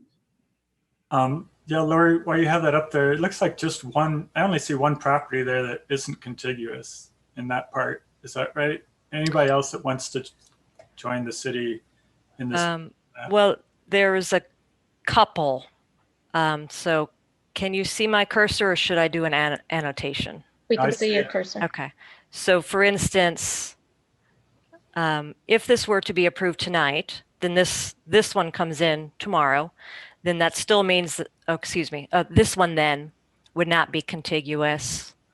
And then we would of course look at the entire neighborhood, which the sheet doesn't have the whole neighborhood. But if we're going to do the effort of doing an outreach, we're going to do it to the larger neighborhood. So there might be one or two also in there that are not contiguous. Seems like at least in this part of it, looks like anybody that wanted to here could apply for annexation. I don't think we've ever turned down anybody who wanted to be annexed. There's a few that, or one that I remember and one that came back to us after he was annexed that didn't want to be annexed that we've debated before. But as far as I remember, anytime anybody's come to us, it's never been an issue. I think, in general, we're supportive of people that want to. We're already providing a lot of the services.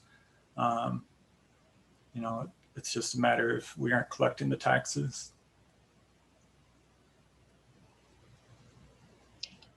Okay. Any other comments? Dennis? And just as some people are interested in receiving the services of the city, other people are still motivated by economy for them and not being interested in entering the tax body of the city of Urbana. So it's an individual. Sometimes it's an individual plot by plot decision. The protection of the fire department might be a motivating factor to bring several communities in, several of these properties in. But yeah, without having a conversation about it, we're not going to know if other people would be interested in this as well.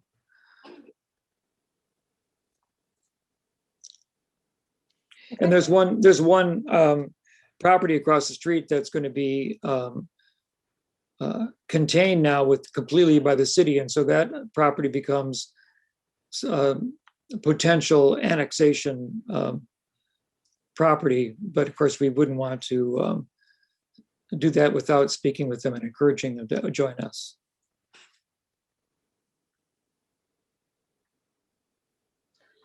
Okay. Any other comments?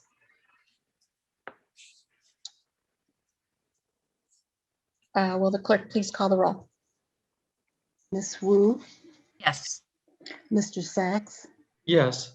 Ms. Hersey, Yes. Mr. Brown, Yes. Mr. Roberts, Yes. Mr. Colebrook, Yes. Mr. Miller. Yes. That motion passes. That completes the committee of the whole report. Thank you, Dennis. Next on, we're regular agenda, resolution 2021-02-007R, which is the resolution prioritizing tactical de-escalation in the use of force policy and police transparency in Urbana. Mary Alice?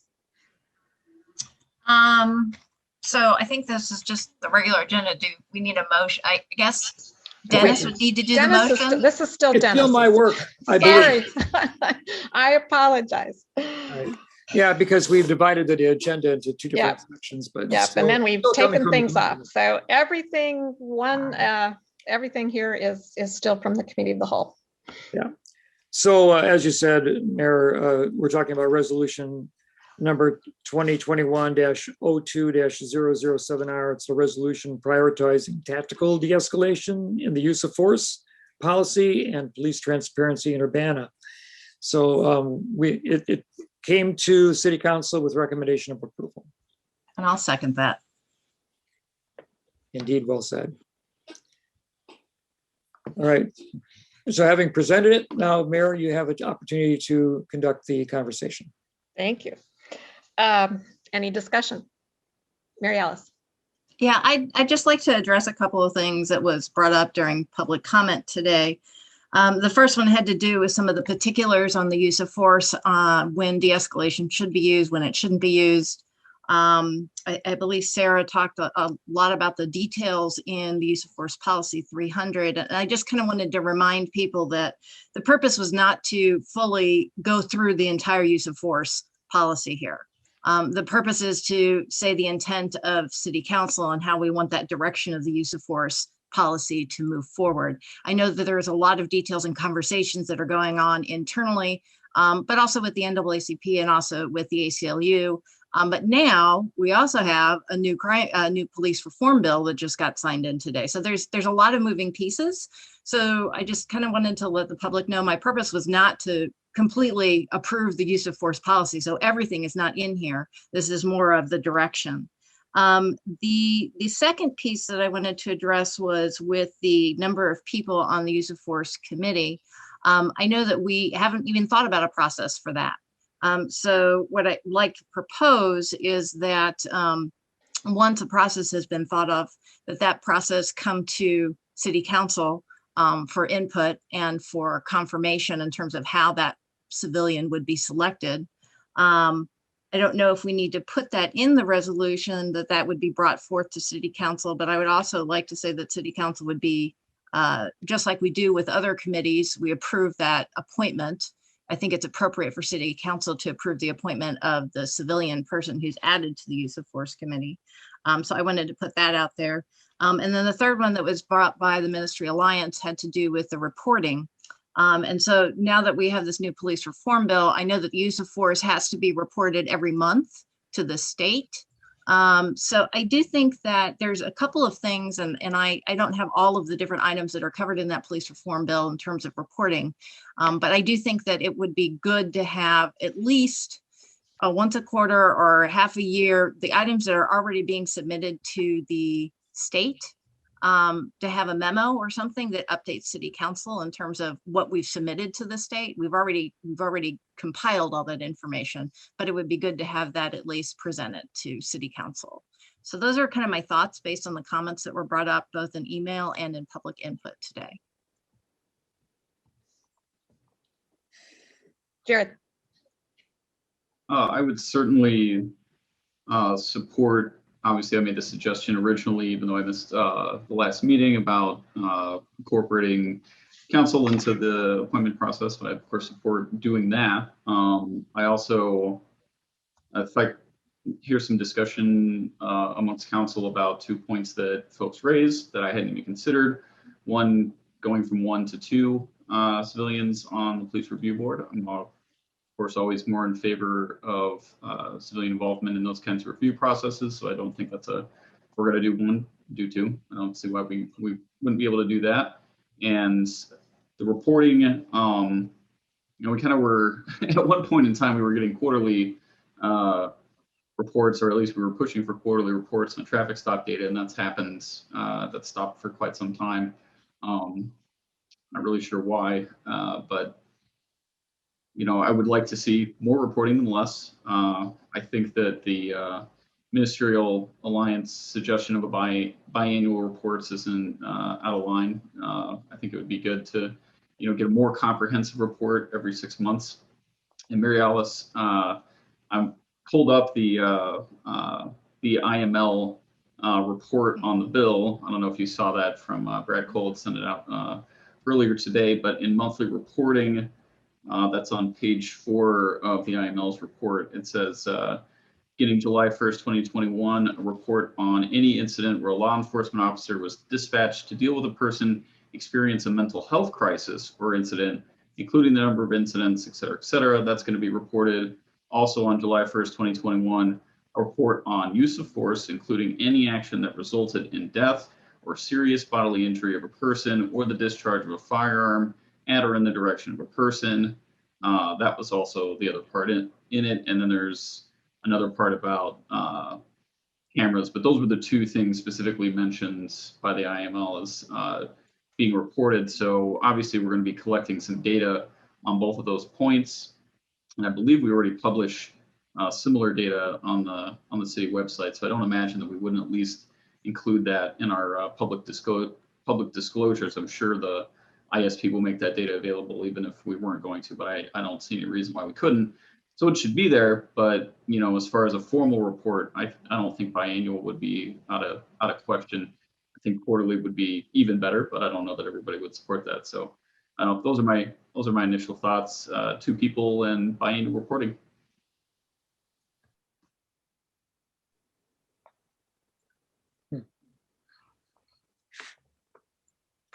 Council comments? Dennis? Yeah, okay, so I'd be willing to discuss about 2 people. Maybe it would be interesting to know what kind of backgrounds the individuals would preferably have to serve in this capacity, or whether they'd have to be trained if they were not very well versed in some of the details of police activity or procedure. I suppose that's a possibility. And then the reporting, yeah, I would do biannual. I think that if we're getting reports from multiple sources every 3 months, the staff's just going to be swirling with reporting, and I'm not sure that it's going to be necessarily as productive as it would be. I mean, I don't know. It sounds like it's going to be hard to keep up. I mean, considering that the Civilian Police Review Board wasn't able to pull together a report for several years, I'm just started wondering what quarterly reporting would do for everybody. So basically, I support what Jared just said. Mary Alice? So I guess my trepidation in terms of including more civilians on the use of force is we're not entirely sure how easy or difficult it is going to be to get people trained up to have enough knowledge to serve on that board. I would be willing to augment the language to say at least 1. So as we learn through this process, we can figure out, is it realistic for us to be able to find people who are willing to participate? I know that in Champaign, I believe the mayor has said that they rotate people. So even if we're rotating people, then now we're doubling that. So I guess that would be my hesitation with increasing the number of civilians. I'm not opposed to it. I'm just not sure how easy or difficult it's going to be for us to be able to even get this whole process set up for one person. So if we're going to change that, then I would say we should say at least 1 rather than only 1. And then the second piece has to do with the annual report. I know that in the resolution, I had put, certain things that I would like to see in the annual report, but my hope is that the annual report will be quite robust and not just cover the use of force, but would also talk about other items that are going on the police force. So I guess in terms of a biannual thing, I guess we could have a mini report, so to speak. So I'm hoping that we would have something that would be much more comprehensive at the end of every year. And in fact, I think we did this with the traffic reports, where we had something that looked at a whole year and went into further analysis. But the quarterly reports that we talked about was small. It wasn't a small amount of work, but they were smaller. So if the council is leaning towards the idea of having 2 reports, then I would strongly suggest that we minimize the amount of time and focus on exactly what we want to see in that kind of smaller report, or mid-year report, I guess I would call it. Bill? Yeah, I agree with Mary Alice on her comments about the number of people on the committee. I believe, putting a civilian on the committee, from the residents of Urbana, from their perspective, that's better than what is there now. It's 100% populated by people of the police department, and we as council are advocating, to have a citizen, on the committee. I think it's important for us to walk, important for us to crawl before we walk. Let's get one person on there, and let's see what it takes to get that person trained up to a level that they can have substantive input into use of force incidents, in the city. And then if we learn that there's value, to having one, then we can revisit on an additional one down the road.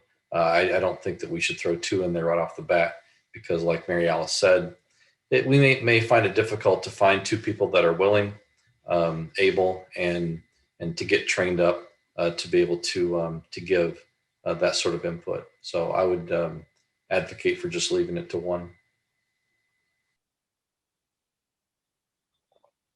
Jared? And I'm not opposed to keeping the language at a minimum, or as Mary Alice said, at the least 1 person, and we can go take it from there.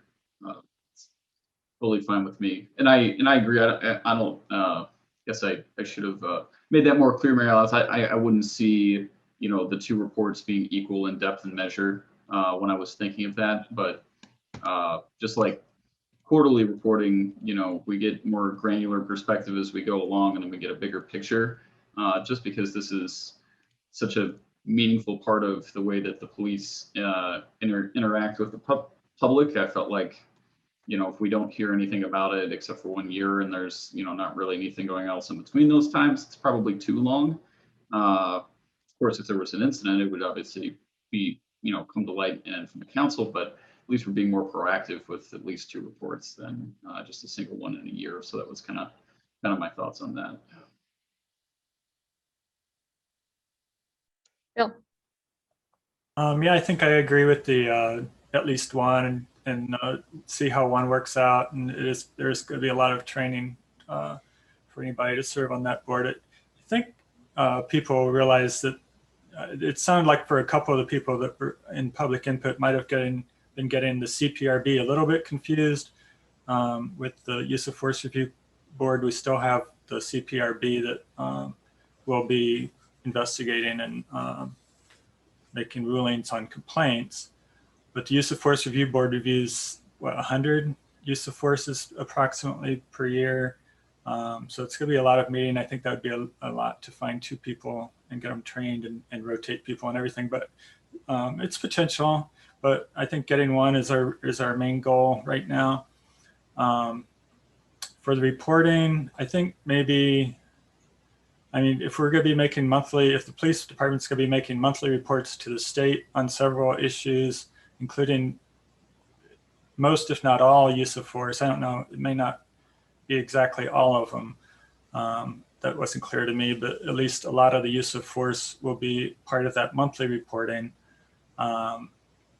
seems like maybe we could have a quarterly compilation of those monthly reports, something like that. So it wouldn't be a lot of extra work for the police department, but it would be a quarterly report. I think sometimes when we get monthly reports, like our monthly spending reports and things like that, come at various times during the week, and we may not always get to read them as much as we would want. But I think having a quarterly report stands out a little bit more, and we might pay more attention to it. So I think if we ask that those be compiled, those monthly reports be compiled quarterly and provided to council, that might be the way to go with that. But I do think the annual report needs to be a comprehensive report looking at all aspects of the police department, training and everything, and really be a good picture of what's going on in the police department and be able to compare it year to year. Any other comments?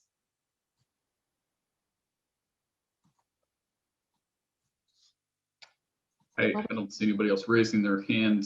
So I guess upon rereading Mary Alice, I guess we don't need to change anything about section 2 because it already does say include at least one. I don't think I realized that it said that until we were having this discussion, but it's already in there, so I don't think we need to do anything about that. I'll go ahead and make a motion to amend section 3 to go along with what Bill Brown just suggested, and let's have a vote on how people feel about it.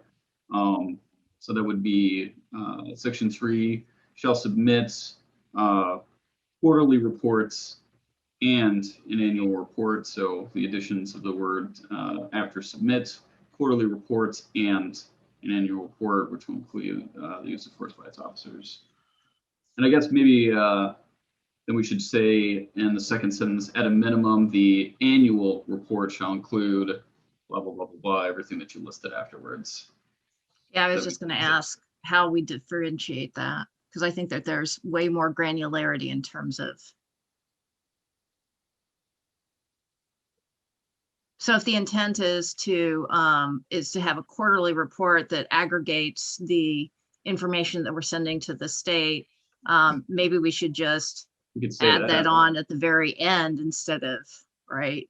So right before this report will be publicly available, we could say, in addition, a quarterly report will be provided to City Council with aggregated results of data that's sent to the state.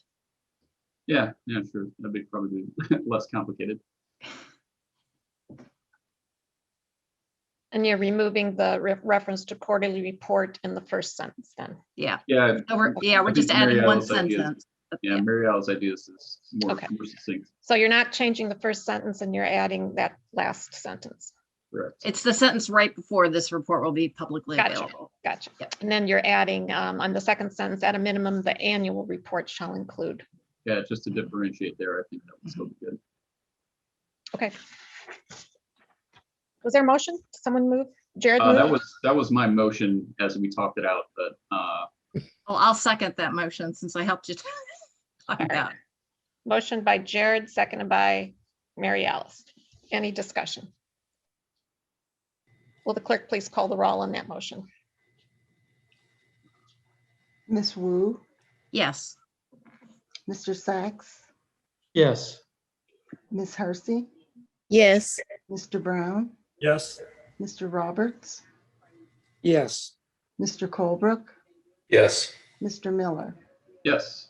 So that motion passes for that amendment. So now we're ready to vote on the main resolution.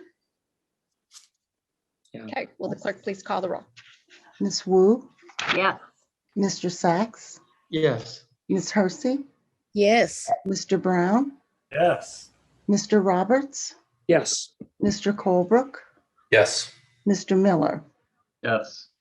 That motion passes. Congratulations. Then one more item on the agenda. Ordinance number 2120-01-003, an ordinance amending City Code Chapter 12 concerning exceptions to the Human Rights Ordinance. And this comes to the City Council with no recommendation at this time. If I could just pick up the thread that where we left off last time, is that all right? Maybe oh yeah, I guess. We didn't get a second on this one yet, so Oh, sorry. I'll second. okay, now we can discuss it. Moved by Dennis, seconded by Bill Brown. Okay, go ahead, Carol.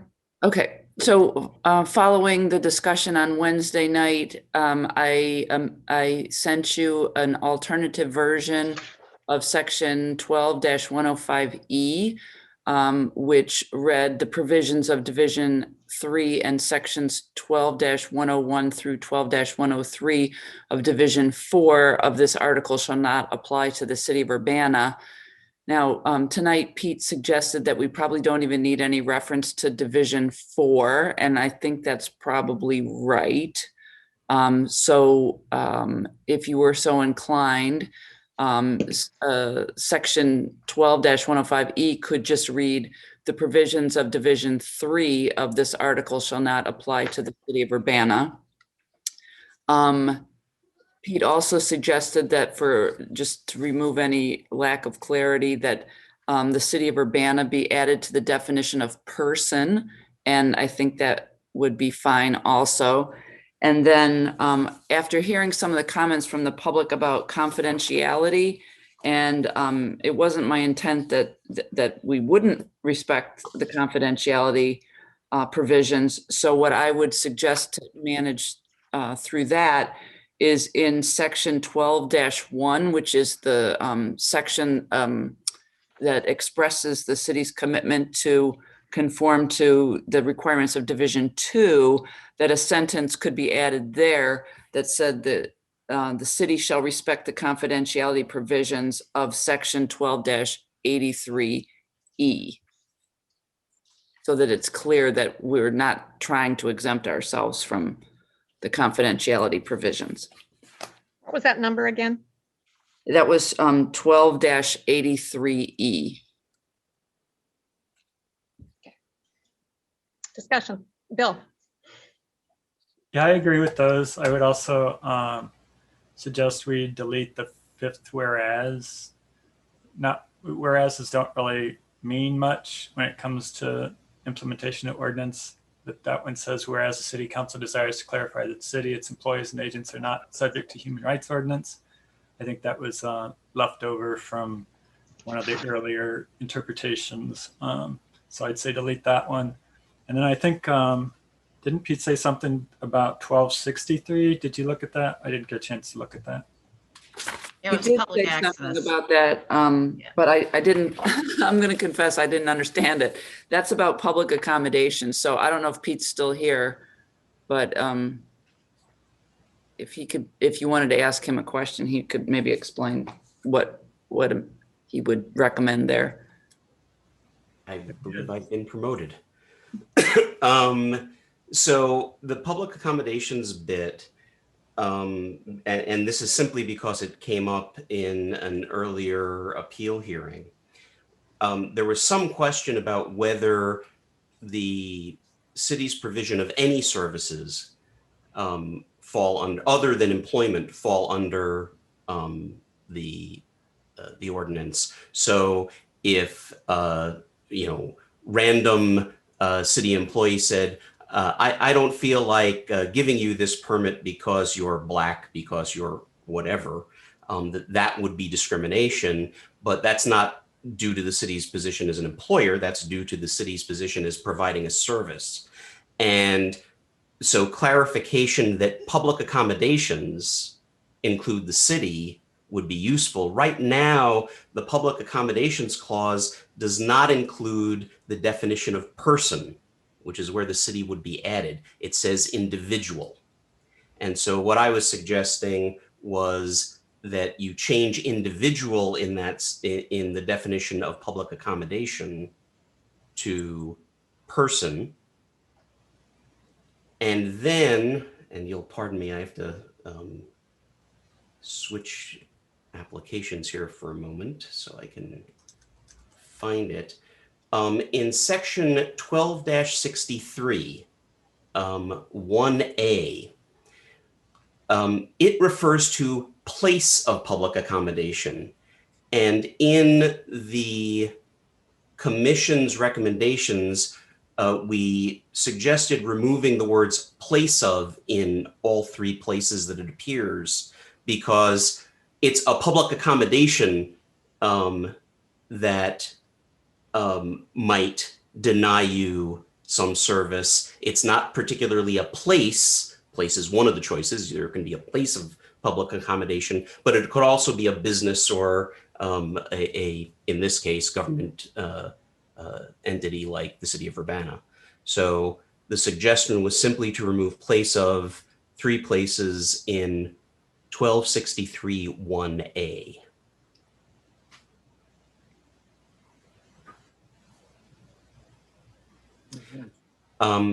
And with regard to the confidentiality clause, I think what you're doing is probably okay. And with always the concern of making changes on the fly, on the floor, the section that currently refers to confidentiality says that everything except that which appears in public hearings and conciliation agreements should be confidential, because the process for the city is quite different, because the commission is going to somehow facilitate trying to address the problem with the city. It doesn't carry the same kinds of procedures that confidentiality clause anticipates. And so you might want to circle back and add a confidentiality clause that is specific to the city. Part of the reasoning behind the confidentiality clause is you do want the stuff in public hearings to be public. So once it gets to a public hearing, you don't want the public not to be able to know what kind of discrimination took place. And in the clause that you have written, the city is going to talk to the commission, and then the commission's going to announce it publicly. So you might want to seek advice on writing a sentence that doesn't necessarily refer to the section in 1283. That's my only comments. Well, at this point, there have been enough tweaks, some of which are more than just minor. I think this should be sent back to legal for review at the very least, and then brought back to, would we bring it back to council or the committee again? Process-wise. You can bring it back to committee if you want to discuss anything else. Should you want to add anything or take anything away after you have it in another draft form? Okay. Or if you think that it'll be okay the way you're getting ready to do it, then it can go right back to council. I suspect we should send it to committee, which would be next week. That and would be then safe. for review. How's that? Mhm. So if there's no objection to that, I'll entertain a motion to send this back to committee for these final tweaks. A second. Okay. Are you gonna make the motion, Charisse? I'll second it. Oh, okay. Well, I make the motion that we send the resolution or ordinance amending Urbana City Code Chapter 12 back to committee after making certain amendments through the chapter. And Mary Alice seconded. Okay. Do we need to withdraw our motion, Dennis's? Did Dennis have a motion? Yes. Well, we never voted yes on it, so it's kind of a moot point. I think it's a dead motion. I don't know if we have to withdraw it. I guess that would be a Phyllis question, perhaps. I guess I could say I withdraw it. Yeah, you can pull it. I'll pull it. I'll say I withdraw it. Okay. Withdrawn by Dennis. All right. Mayor, Yeah. Oh, Jared. can we add to our list of things that we're clarifying when this comes back about the original issue and the original complaint that started this whole ball down the mountain with the criminal background checks, and whether or not they should not be included in part of a job listing, or they should be based on what's going on with the HRO. I would really like to get clarification on that too. So to that point, and Pete might have something to say about this, and we had talked about this last Wednesday, Jared, when you weren't there. So Pete was cautioning us against talking too specifically about a case that is actually still pending. And so Pete, do you want to be more, speak for yourself? Yeah. The caution was actually about the confidentiality clause. Any complaints that are currently pending, none of us, and us means who have seen the complaints, can comment on those. Now, there was a complaint that was initially found to have no jurisdiction, no probable cause, that was brought to appeal on November 10th. And that was about the prior conviction record issue.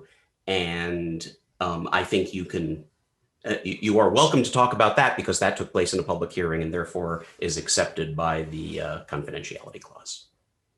And that's fine. I mean, I'm not trying to get a ruling out of that or discuss the case specifically. I think we can still, in principle, discuss what led us to where we are now along that process and decide, you know, it doesn't have to be that issue. It could be any, substitute that for whatever you want to. Right. And just to be clear, I didn't mean to imply that you couldn't talk about the clause in the ordinance itself, because of course that's, you know, that's still there and still requires no advertising of things that might imply discrimination. So. Right. And that's all my concern is. I'm not concerned about the particular complaint, but we should figure out where it stands on that anyway. Okay, that's all.